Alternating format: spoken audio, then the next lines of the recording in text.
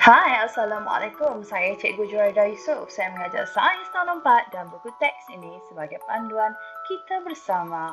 Okey, minggu ini kita akan belajar tentang tumbuh-tumbuhan.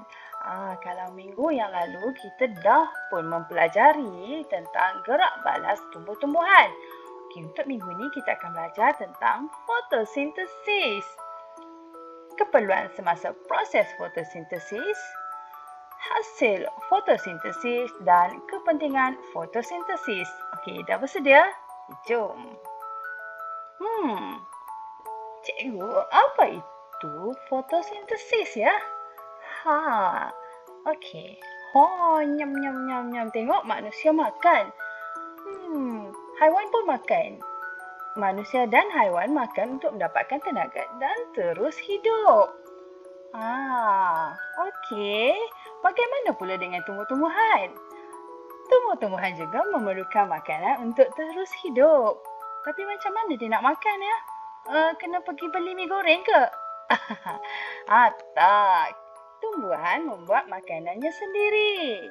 Proses tumbuh-tumbuhan membuat makanan dengan sendiri dikenali sebagai fotosintesis.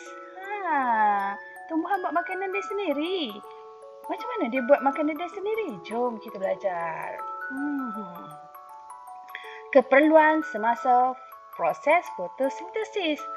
Apa yang diperlukan oleh tumbuhan ya? Dan kita juga akan belajar tentang hasil fotosintesis. Okey. Keperluan semasa proses fotosintesis. Terdapat 4 keperluan yang diperlukan oleh tumbuhan untuk menjalankan proses fotosintesis. Yang pertama adalah cahaya matahari. Cahaya matahari merupakan sumber utama tenaga. Yang kedua, air. Air diserap masuk melalui akar. Yang ketiga, karbon dioksida.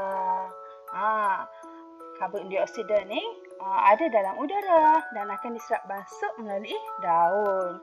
Manakala klorofil, ni yang keempat ni. Klorofil merupakan bahan yang berwarna hijau pada tumbuhan. Ini 4 keperluan. Macam mana kita nak ingat 4 keperluan ni? Cikgu ringkaskan kepada cak. Luncak. Apa itu cak tu?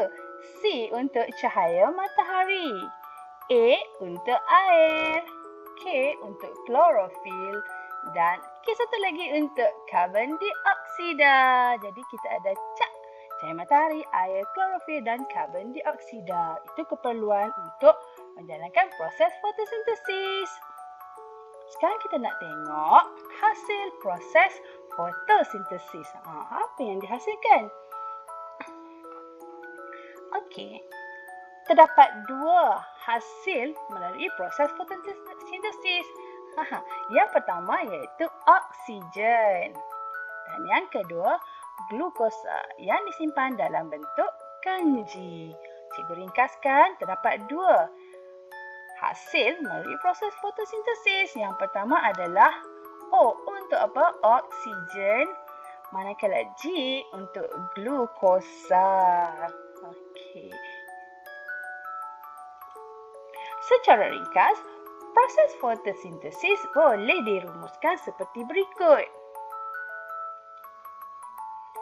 Karbon dioksida dan air dengan kehadiran cahaya matahari dan juga klorofil akan menghasilkan glukosa dan oksigen.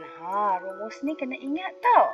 Karbon dioksida dan air dengan kehadiran cahaya matahari dan klorofil akan menghasilkan glukosa dan oksigen. Apa pula kepentingan fotosintesis ya? Kenapa ia penting? Okey.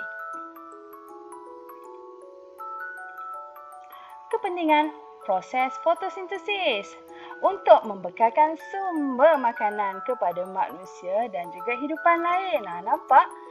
Kita pun makan sayur-sayur kan? Makan tumbuh-tumbuhan. Macam tu juga dengan haiwan. Nampak burung ni? Sedapnya. Okey. Seterusnya, kepentingan fotosintesis adalah kamu tengok ya, untuk membekalkan oksigen pada hidupan. Cuba lihat dalam bulatan ni. Nampak pokok ni bercakap. Ada dalam buku teks kamu ni. Kami membekalkan oksigen untuk manusia dan haiwan bernafas. Nampak manusia bernafas. Tumbuhan memberikan oksigen untuk manusia dan haiwan. Bernafas. Okey. Seterusnya, untuk mengekalkan keseimbangan udara di alam ini. Cuba lihat dalam bulatan ni. Nampak? Mungkin kurang jelas. Kita lihat gambar rajah ni.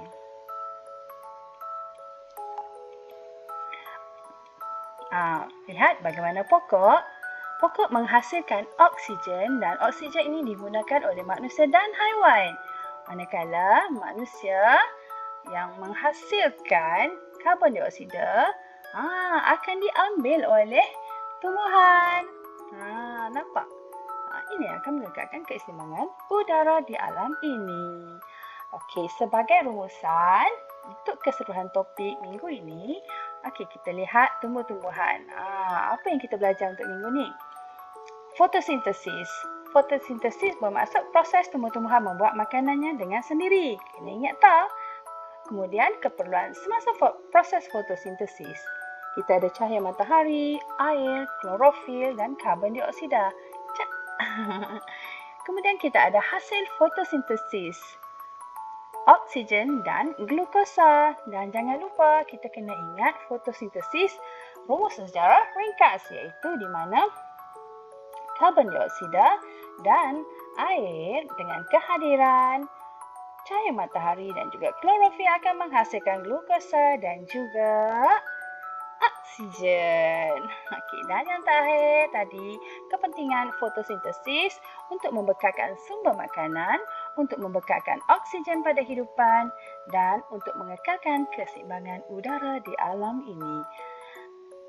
Okey, sekian saja daripada cikgu untuk minggu ini. Terima kasih. Bye.